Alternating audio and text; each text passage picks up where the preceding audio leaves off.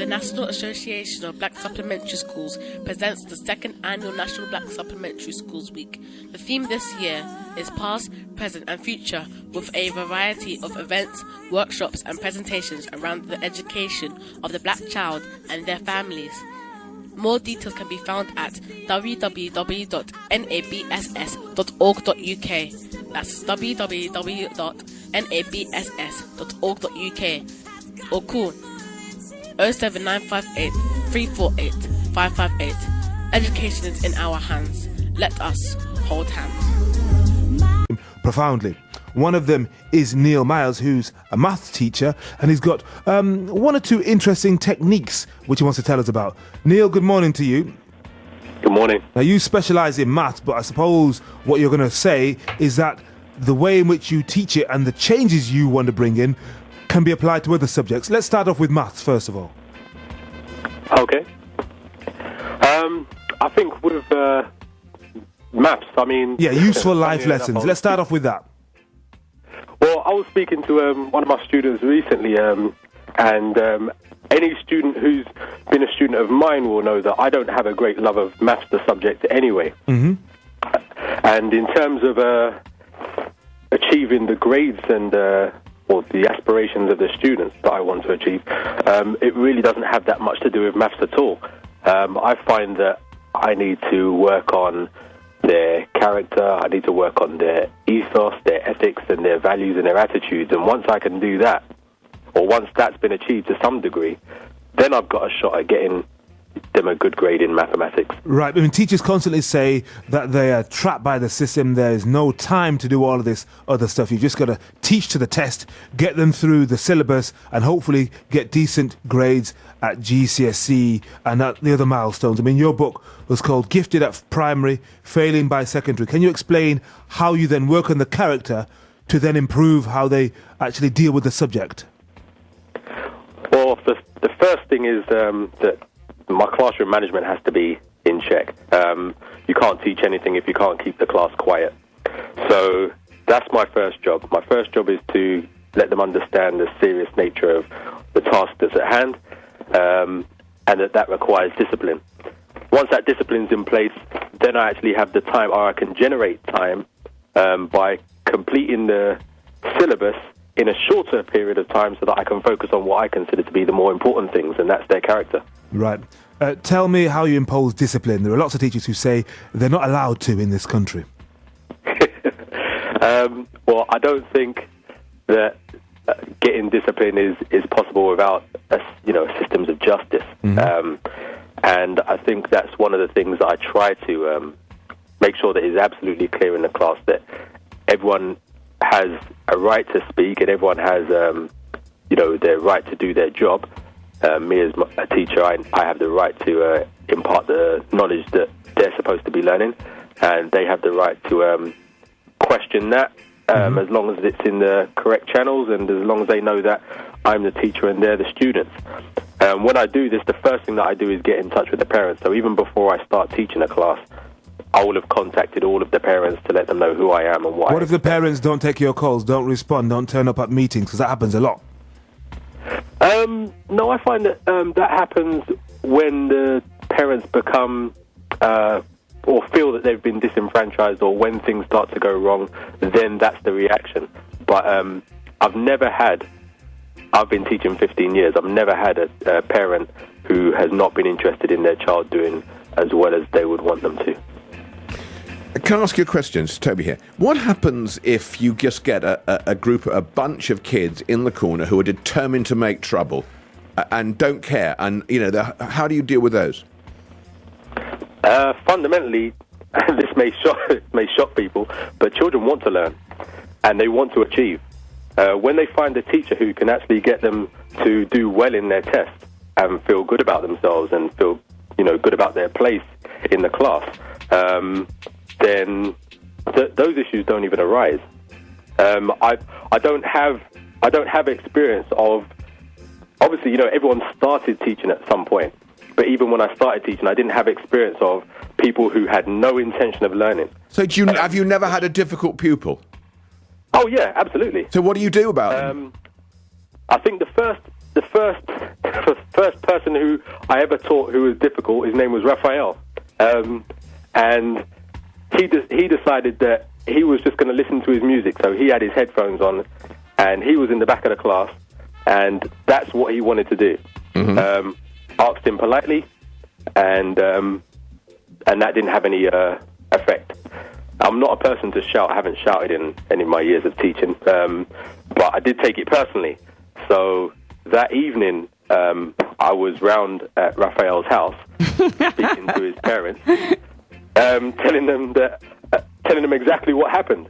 And there's a point at which you might try and communicate with the parents, and what the parents automatically do is they turn to their child and then they say, "Did you do this?"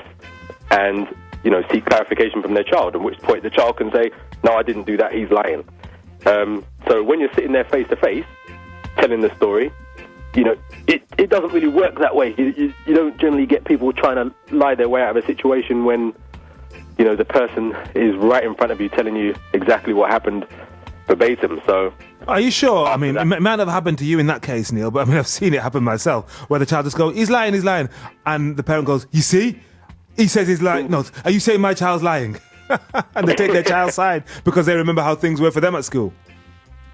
I think, again, like I said, I'm a person that I've contacted the parent. I usually contact all of my parents before I even get in there, and that's for two reasons. One is out of respect for the parents' position, and they are my primary source of support.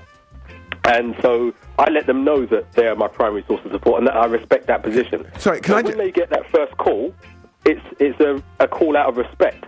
Okay. And so that changes the relationship straight away. I don't have antagonistic parents. Okay. I have parents who are on my side. All right, but I'm listening to what you're saying, and I think what you're saying sounds amazing.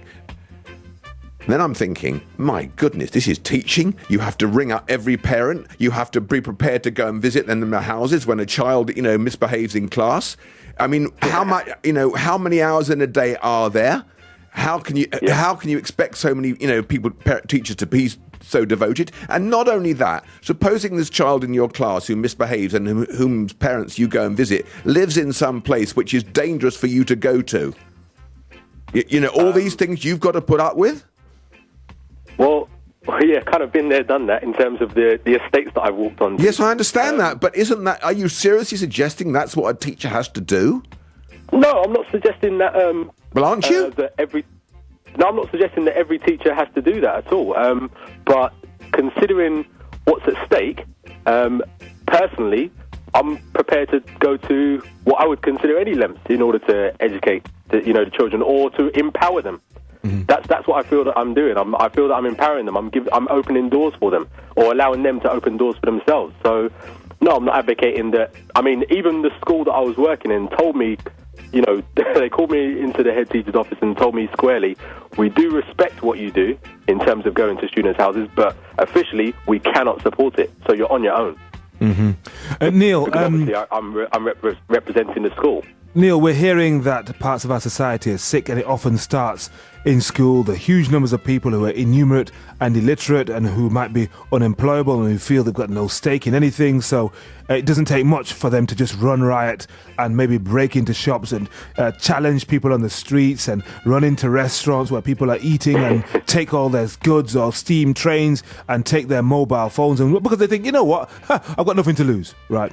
It starts in the school. How do we improve the educational prospects, not just for tens or hundreds, but absolutely thousands and thousands of children who leave school not being able to compete, not being able to build a future, not being able to hope? How do we do that? Because Jamie's dream school was tried, and from what I saw, it failed.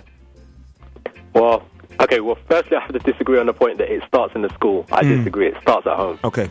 That's my opinion. And I think we're talking about, what can we do? I was a bit stumped with the question, how do we make the education system more relevant? And then I realised that it had an assumption in there, and the assumption was that the education system is fundamentally good, and it just needs a bit of tweaking. And I disagree with that as well. I don't think that the education system is good because it doesn't answer the right questions. In terms of relevancy, it's relevant to who? Are we talking about relevant for the children? Are we talking about relevant to employers? Is it relevant for what? Is it relevant for, keeping up with new technology? Or passing exams. Relevant. Say again? Or passing exams. Exactly, or just passing exams, which is what, the pressure is on teachers and head teachers to keep moving the goalposts, because their ultimate goal is not to create decent human beings. The purpose of education just seems to be to pass these exams, as you're saying. So what are you saying then, Neil? Because remember, it might be all those things. We're living in a dynamic society of 62 million people with hundreds of thousands of employers and people coming in and out of this country all the time. It's a fluid situation. You can't just be educated for one thing. You might have to be educated for 1,000 things. Right. Well, I think that Keith Davidson brought it up recently. I was at a meeting with him, and the teacher, the educator. Yeah, and he's bringing up the fact that we keep looking at educational reforms and we keep looking at what we're going to teach or new ways in which to teach it, and we're looking at how we're teaching, but we don't look at why we're teaching or why do we educate. And we start looking at... Say again? Let me just offer you a view of this, okay, why we're doing it. What we're doing is we are processing children through schools, to create biddable, manageable citizens who accept, have a role in society and realize that there are rules which they have to follow in order that we can function, that we're not all about empowering the individual. That isn't really what it's about. What it's about is moving society along and taking, and getting people in, developing them as units who can function within society and whom society can tolerate. I would absolutely disagree with that. That's not what we're teaching at all, in my opinion. I don't think that we're teaching them to be a part of society. In fact, while I was watching all of this, the incidents in Liverpool and Birmingham, in, different parts of London, I just kept thinking of, the old African proverb: if a young man is not initiated into the village, they will burn it down just to feel its warmth. And I feel that that's exactly what's going on. These children don't feel as if they're part of the society. And, in fact, how could they feel a part of a society when in school we've taken all of the morals out of it? We're not interested in the reasons for doing things in terms of it being good or bad, right or wrong. We don't teach that anymore. I mean, perhaps it's mentioned in religious schools, in faith schools, but in state schools we've taken all of the morals and the ethics. We're getting somewhere. So how do we bring that moral compass, because that's what you're talking about, back into schools? How do we give an ethical dimension to the children? How do teachers impart that? Well, that's why it almost needs to be flipped on its head. The education system, we need to look at why are we educating. And, I mean, as your guest just mentioned, we're trying to create people who feel as if they're putting, a valuable contribution into society. But that talks about their values. That talks about their standards. It doesn't talk about, solving trigonometric equations. We've got to make sure we've got the right priority. But we can't produce a whole decent human being. We can't produce a whole tier of very ethical but unemployable human beings. They've got to have the ethics, the moral compass, the sense that I am my brother or sister's keeper, but at the same time be able to compete with the most brilliant people who are coming in here from Singapore and India. I would agree, but we've taken one completely off the table to look at only the academics. But even with mind if they were both, if it was like, we were discussing a 60%, 40% split. But we're talking about 100% and 0%. We've completely taken morals off the table. Can I just ask you a practical question? Yeah. In giving kids self-esteem, are some of the traditional practices in schools, as in dividing, having houses in schools, right, where people would compete, when I was at school, with each other in inter-house sports, so people had a sense of belonging to something. Do you think those things helped? No. You don't? Not at all. I think without the values that go with it. But aren't they part of inculcating those values? A sense of belonging, a sense of being part of something. Just having a school uniform where you've all got the same badge will give you a sense of belonging. Okay, is that a good thing? If you don't have the right values, then use that sense of belonging to go and fight with another school with a different badge. Okay. Well, Neil, we've had a good go at this. Where does it go from here? Because it needs to be focused, doesn't it? It needs to turn into some kind of manifesto that you can put before, at the lowest level, a head teacher, and then a director of education for a borough, and then ultimately to Michael Gove, the Secretary of State for Education, because you believe fundamental reform is needed. It needs to be flipped on its head, but it needs to be focused, doesn't it? And it needs to be handed over in a form that's palatable so the system understands it and recognises the benefits of adopting what you're saying. I think the starting point is, conversations like this where we can look at what different people see the problem as being. I'm just one person. I'm not the person who can bring, that reform to nationwide to a country. So I try and do, what I can. And what I'm doing is trying to make maths a bit more useful and palatable to students. And so I've created a project so that I can do that and hopefully change their value system in terms of looking at themselves and what they can do in society rather than what they can get out of society. All right, Neil.